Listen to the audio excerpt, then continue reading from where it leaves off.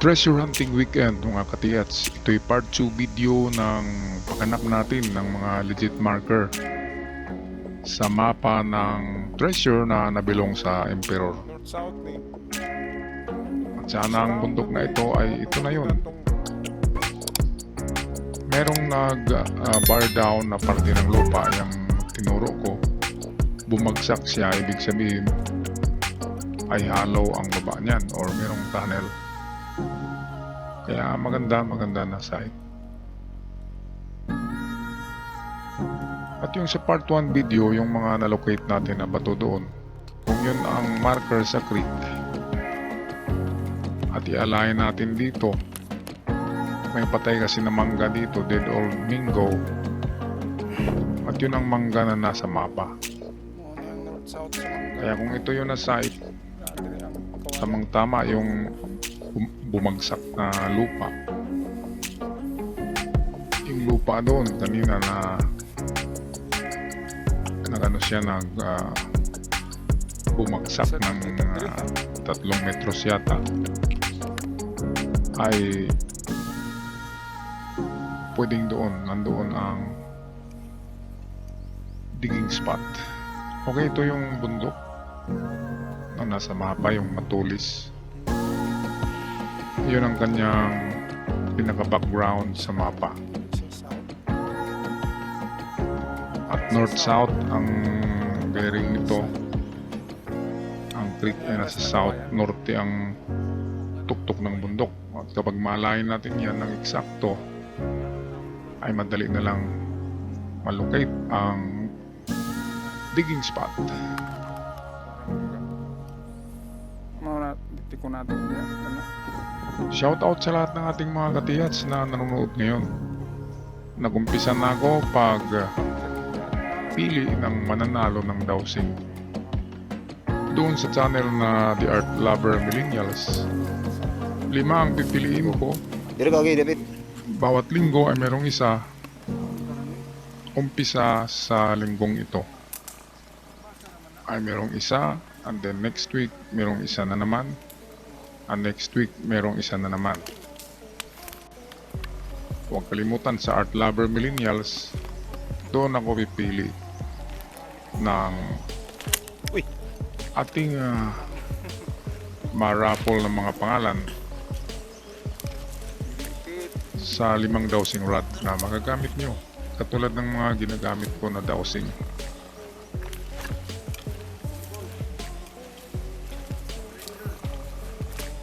Okay, kagaya dito yung bar down or bumagsak diyan na parte ng lupa.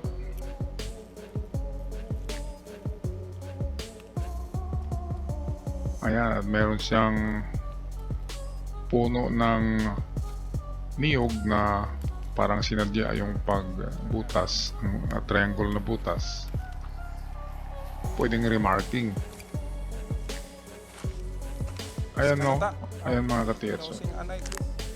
Bumagsak tong parte ng lupa dito ng mga 2 to 3 meters. Pwedeng may tunnel sa ilalim nitong lupa na ito.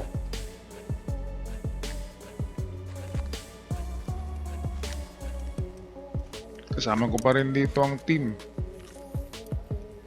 Invincible, the Invisible Man, the Pendulum. Kana na gamay. Yun yung bumagsak na parte dyan. So, at parang nagkaroon siya ng wall. Yung wall ang level ang dating lupa at bumagsak. Napakalaking pagbagsak. Bumaba ang lupa, ang level ng lupa. Kaya pwedeng may malaking tunnel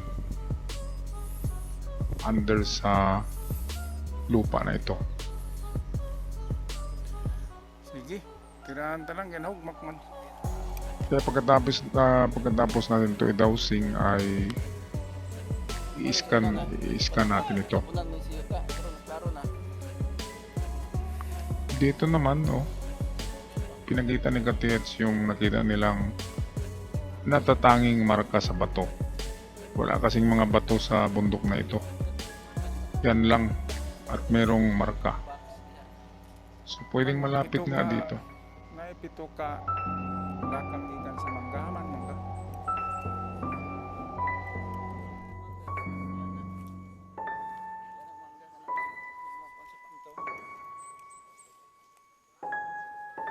Wala na nabili na ugat. Maya sa nga.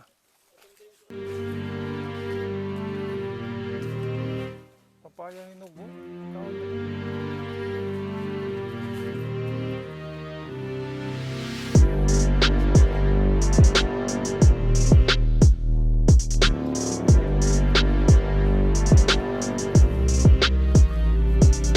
Okay, at gamit ang ating compass ay atin i-align muli ang north at south. Ang creek ang north.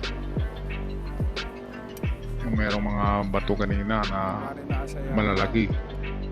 morning. Sa part 1 video nito Sa mapa. ay na-locate namin yung Kaman to sa mangga. grupo ng malalaking bato.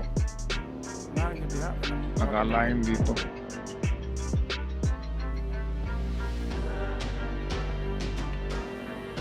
Noong unang panahon, unang stage, unang dekada ng treasure hunting, mga gamit noon ay kompas lang, Lugar ko ng tumong dire.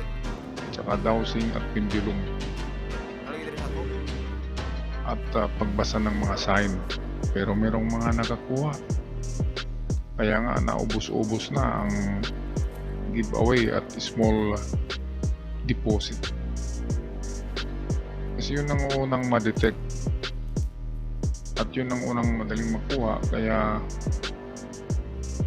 paubos na ito. Ang mga natira ngayon ay mga malalim na, kaya hindi natin matagpuan.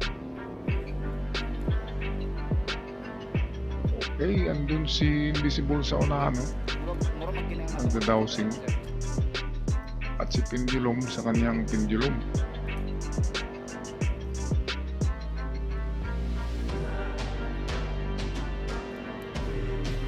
Tingnan natin kung saan mag-ikis ito.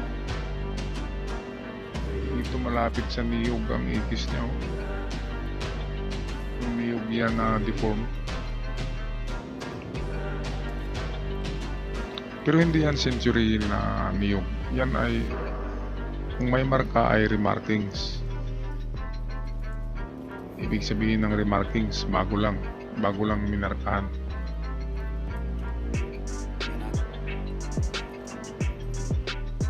Gamitan din natin ng ating locator.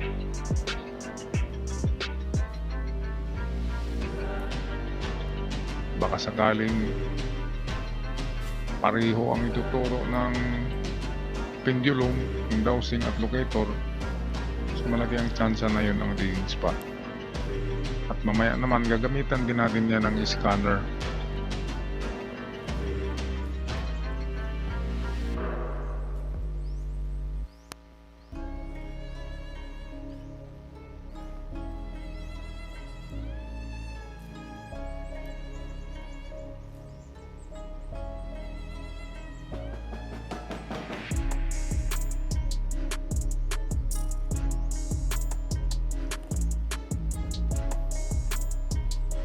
Fresh. Ang lawak talaga ng lugar na ito, kaya mahirap at nakakapagod ang Kusog lagi sa pag-actual ikot. survey nito.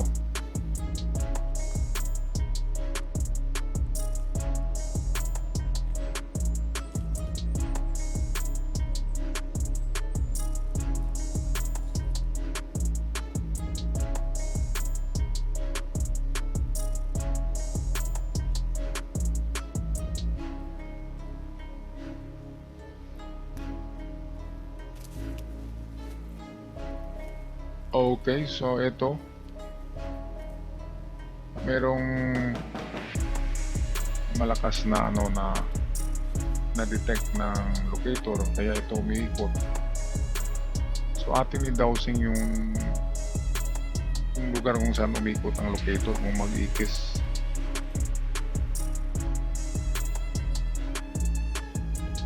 Ayan.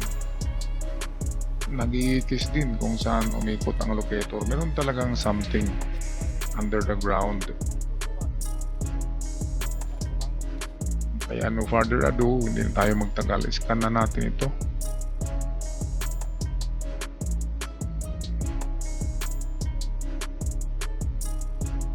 Mayroon ng history ang Proton LB16. Ayon sa aking narinig, ay sa Infanta in Quezon